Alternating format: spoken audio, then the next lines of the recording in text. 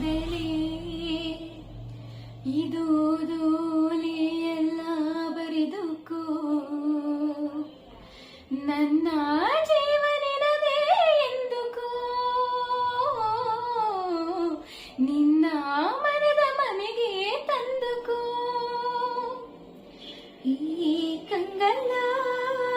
ಮುಂಬಾಗಿಲ ನಾ ತೆರೆಯುವೆ ಬಂದು ನೀ ಸೇರಿಕೋ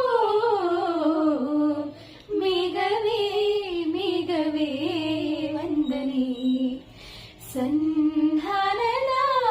ಪಾತ್ರಕ್ಕೆ ವಂದನೆ ಈ ಕಂಗಳ